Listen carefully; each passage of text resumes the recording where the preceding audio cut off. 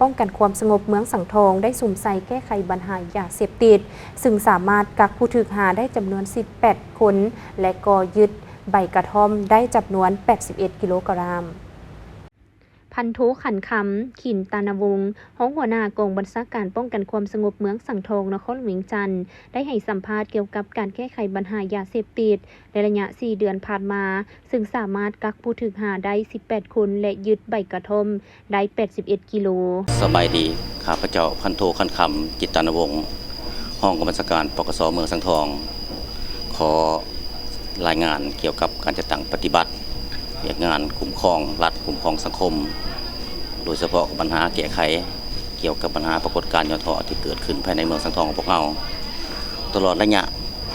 4เดือนต้นปี2025นี้กองบัญชาการพวกเราก็ได้สุ่มใส่แก้ไขปัญหาปรากฏการณ์ย่อท้อหลายปัญหาที่เกิดขึ้นแต่ว่าในนี้ข้าพเจ้าขอรายงาน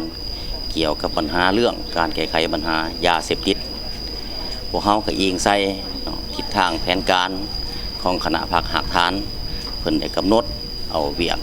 ให้แผนกตำรวจพวกเรามีอยู่7โครงการแต่ในหันมี1เวียกบุริมสิทธิ์ได้ถือเอาเวียกงานวาระแห่งชาติว่าด้วยการแก้ไขปัญหายาเสพติดเป็นเวียกบุริมสิทธิ์เข้ามาในข้ออันแก้ไขปัญหาที่เกิดขึ้นในนี้ข้าพเจ้าจะขอรายงานว่านับแต่พวกเราจะตั้งปฏิบัติตามโครงการที่มีเราก็สามารถแก้ไขได้ในต้นปี4เดือนผ่านมานี้คือเกิดขึ้น4เรื่องใน4เรื่องนี้พวกเราก็จะรายงานเรื่องปัญหาผลเด่นเป็นต้นการแก้ไขปัญหาพวกขายยาดีไอใบกระท่อมที่พวกเราแก้ไขในวันที่9เดือน4ผ่านมานี้ในนี้เป็นกระบวนการที่ใหญ่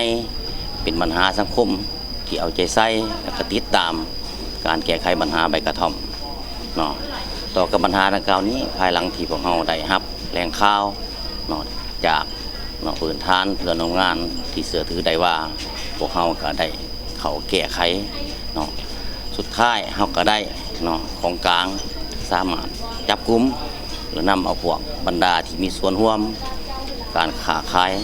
ยาดีไอใบกระท่อมนี้มาได้จำนวนเบื้องต้น11คนจากนั้นพวกเราก็ได้แยกเป็นผู้ซื้อขายเป็นผู้ขอให้จากปัญหาการเสพการกินน้ำกระท่อมผ่านมาแต่ในนี้ก็มีหัวโปรตัวการ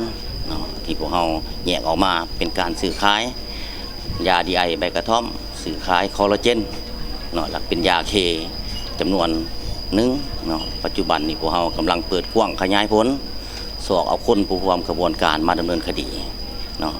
อันนี้เป็นปัญหาที่ผลเด่นเฉพาะเมืองสังทองพวกเราในระยะ4เดือนนอกจากนั้นก็ยังมีปรากฏการณ์ย่อท้ออื่นเป็นต้นปัญหาเรื่องลักทรัพย์แล้วก็ปัญหาเรื่องคดีทำมิจฉาจารและอื่นๆอีกจำนวนหนึ่ง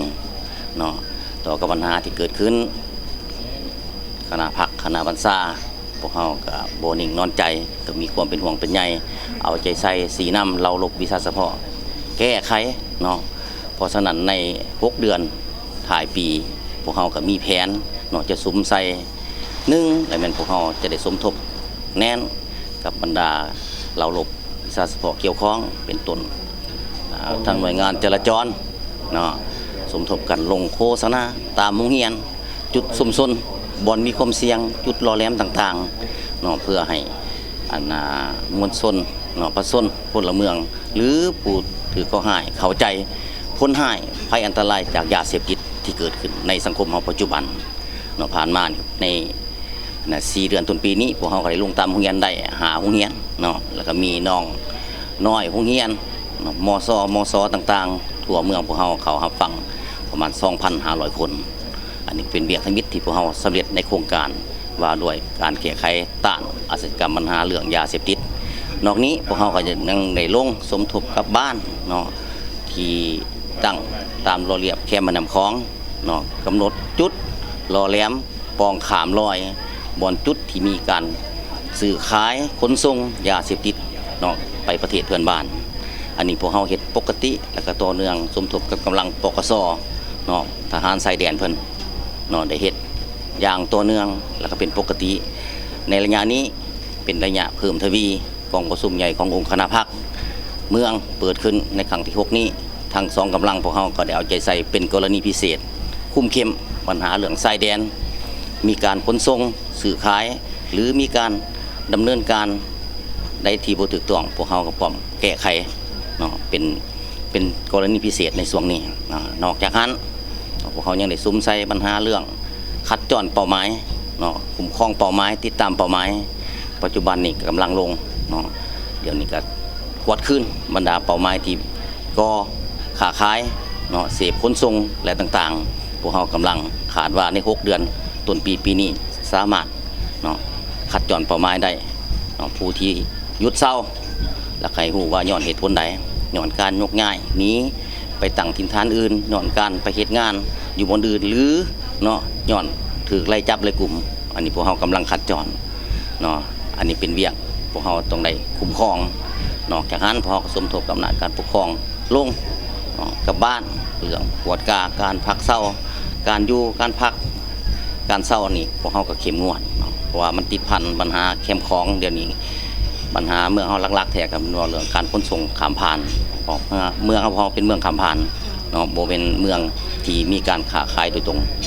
เนาะอันพวกเขาก็พยายามสวมใส่แต่ว่าในปีนี้เนาะนับแต่เดือน1มาหอดเดือน4นี่ยังบ่ทันมีเนาะยังอยู่ในระยะที่พวกเขาสามารถควบคุมได้เนาะมีแต่ปรากฏการณ์เกิดขึ้นเรื่องใบกระท่อม